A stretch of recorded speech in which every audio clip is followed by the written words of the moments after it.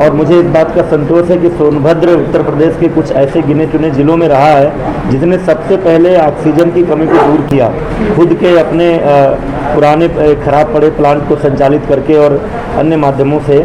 और आज इस बात की सूचना देते हुए मुझे प्रसन्नता है कि इस जनपद में कोविड-19 की स्थिति पूरी तरह से हमारी चिकित्सा व्यवस्था और हमारे शासन प्रशासन के नियंत्रण में है। जिनको भी बेड चाहिए उनको बेड उपलब्ध है, जिनको भी ऑक्सीजन चाहिए उनको ऑक्सीजन उपलब्ध है। हमारी टीमें घर घर जा करके जो लक्षण जिनके हैं उनकी पहचान करके उनकी जांच करा रही है, होम आइसोलेशन में कर रही है। हर व्यक्ति तक, होम आइसोलेशन वाले व्यक्ति को मेडिकल किट पहुंच रही है, छिड़काव हो रहा है, टेलीफोन के माध्यम से उनको लगातार चिकित्सक परामर्श दे रहे हैं। जिनको ज़रूरत है अस्पताल की उनको अस्पताल में लाया जा रहा है, भर्ती किया जा रहा है। और कल जब मैं अस्पताल का दौरा कर रहा था तो बहुत सारे खाली बेड देख करके इस बात की प्रसन्नता हुई कि अधिकांश लोग ठीक होकर के घर जा चुके हैं और इस समय गंभीर स्थिति वाले कोविड संक्रमित मरीज हमारे पास कम हैं। तो कुल मिलाकर मैं कह सकता हूं माननीय मुख्यमंत्री जी के अथक परिश्रम से और उनके कुशल नेतृत्व में हम सब लोगों ने मिलकर के अपने सोनभद्र जनपद में कोविड-19 की स्थिति पर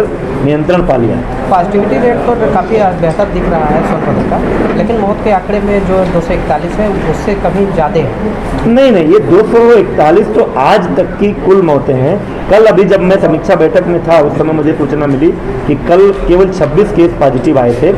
अब ये जो मृत्यु हो रही है वो कोई जो पहले पॉजिटिव हो चुका है उनमें से अगर कुछ लोगों की स्थिति गंभीर हुई तो उसके कारण है। लेकिन ये 241 का आंकड़ा पूरे जब से ये दूसरी लहर आई है तब से लेकर के अब तक का पहले का, इसमें पहली लहर वाली भी संख्या शामिल है, मतलब पूरे जब से कोविड आया है तब से लेकर आज तक का। जनपद में ऐसे बहुत सारे क्षेत्र हैं जहाँ पे काफ़ी मौतें हुई, जैसे चुर्क में एक दिन में 12 मौतें हुई और लगभग 14 तारीख तक 36 मौतें हुई। बबनी में, मेहरपुर में लगातार 10 मौतें हुई। नहीं, कुछ ऐसे जो सरकारी आंकड़ों में नहीं हुआ।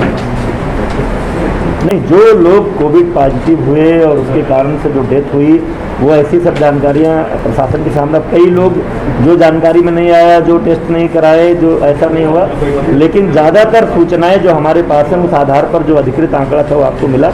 हमने कल ही ये निर्देश दिया है कि जिन इलाकों में ज़्यादा मौतें हो चुकी हैं या जहां ज़्यादा संक्रमित पाए जा रहे हैं उनको लगातार घर घर टीमें भेज करके वहां और लोगों की जांच कराई जाए। कोई संक्रमित मिले तो उनको होम आइसोलेशन में या ज़रूरत है तो अस्पताल में लाएं और वहां का छिड़काव, साफ सफाई। हमने यहाँ तक कहा है कि जो नगर पालिका क्षेत्र में, नगर पंचायत क्षेत्र में नहीं आते वहाँ भी DPRO को हमने कल निर्देश दिया है कि ग्रामीण क्षेत्रों में भी, बड़े कस्बे जो नगर पंचायत नहीं है लेकिन बड़ी ग्राम सभा है और मार्केट है, उन सब जगहों की साफ सफाई और ध्वनि विस्तारक यंत्र के माध्यम से लोगों में जागरूकता पैदा करना।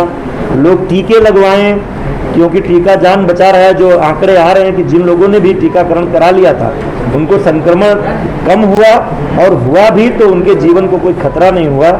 इसलिए सारे लोगों से मैं आपके माध्यम से ये अपील भी करना चाहता हूँ। हमने भी टीका लगवाया, हमारे DM यहाँ पॉजिटिव हुए लेकिन टीकाकरण होने के नाते जो है ऐसे तमाम सारे लोग जिनको टीकाकरण हुआ था उनके जीवन को संकट नहीं हुआ। तो आप सब लोगों के माध्यम से मैं सोनभद्र की जनता से भी अपील करना चाहता हूँ कि अधिक संख्या में निकलकर टीकाकरण।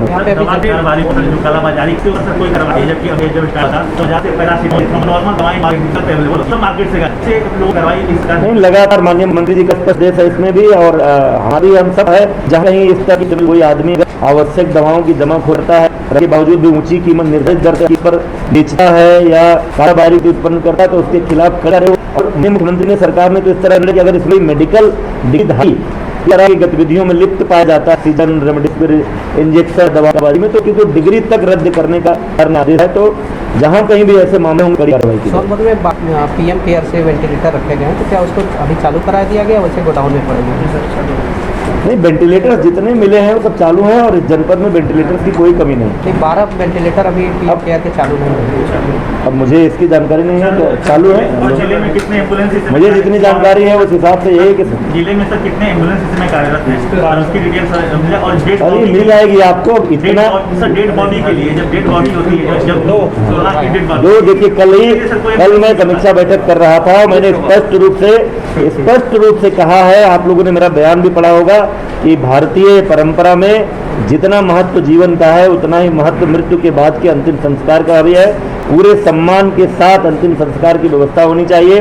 डेड बॉडी अगर परिवार चाहता है सीधे शमशान घाट तो वहाँ पहुँचाया जाएगा, परिवार घर चाहता है तो वहाँ पहुँचाया जाएगा, वाहन की उसकी व्यवस्था है, किसी तरह का ऐसी कोई समस्या इस जनपद में नहीं। सर सोशल मीडिया और अखबारों में कल से ये सुर्खियाँ बना हुआ है कि आप अपने भाई को अवसर में आपदा में अवसर तलाश के अपने भाई को नौकरी दिलवा दें। ईडब्ल्यूएस सर्टिफिकेट लाकर नौकरी ये देखिए, एक अभ्यर्थी ने आवेदन किया है और एक विश्वविद्यालय ने अपनी निर्धारित प्रक्रिया का पालन करते हुए साक्षात्कार के माध्यम से उसका चयन किया है। इस मामले में ना हमारा कोई हस्तक्षेप है, ना हमको कुछ कहना है। अब ये दुर्भाग्य है कि वो हमारा भाई है, जिसको कोई आपत्ति हो तो उसका जांच करा सकता है। इस देश में सबको ये छूट है, कोई भी व्यक्ति किसी भी प्रक्रिया पर आपत्ति कर सकता है, उसकी जांच करा सकता है। इससे ज़्यादा मुझे इस पर कोई टिप्पणी ईडब्ल्यूएस कोटे के तहत हुआ, इसलिए उस पर आपत्ति दर्ज की जा रही है। भाई, अगर आपको लगता हो कि मैं विधायक हूँ, मंत्री हूँ, इसलिए इनका भाई ईडब्ल्यूएस कैसे हो गया, आप में से कोई किसी चैनल का अगर स्टेट हेड हो, नेशनल हेड हो,